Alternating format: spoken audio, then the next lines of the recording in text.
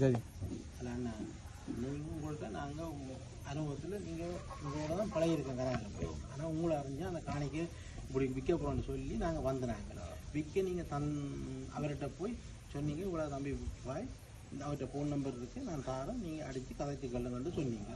ஆனால் உங்களோட பொறுப்புலாம் இருந்தா அந்த காணி நீங்கள் மிதச்சு கொண்டு வந்தீங்க. அதனுடைய நாங்கள் தந்த நம்பருக்கு நாங்கள் கொண்டு கதைச்சிட்டு இவ்வளோ ஆண்டு விலை பேசி அதுக்கேற்ற காசை விற்கிறோன்னு சொன்ன அப்புறம் போட்டு நாங்கள் அவர்கிட்ட போட்டோன்னு உங்களுக்கு தான் அட்டோனி பவர் அனுப்பிடுவார்.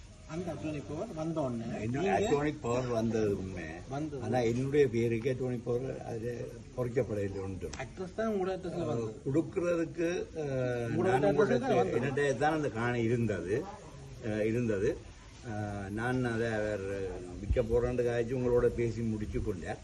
முடிச்ச பிறகு நான் அவர் ஒப்படைக்க சொன்ன பிறகு நான் உங்கள்கிட்ட ஒப்படைப்போம். நாங்கள் காசை போட்டு வந்து காசு போட்டது பற்றி என்னுடைய ஓகே இதாவது சரி.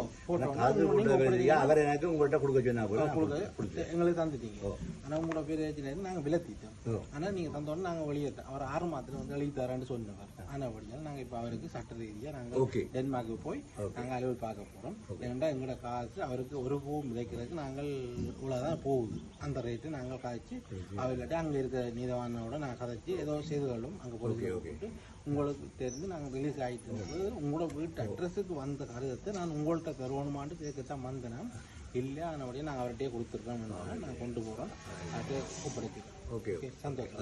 நான் காசு கொடுத்தது நீங்கள் அவர் என்னட்ட உங்கள்கிட்ட கொடுக்க சொல்லி சொன்னதுக்கு அமைய நான் உங்கள்கிட்ட அந்த காணியை ஒப்படைச்சிட்டேன். அவ்வளோதான். அவ்வளோதான். தேங்க்யூ.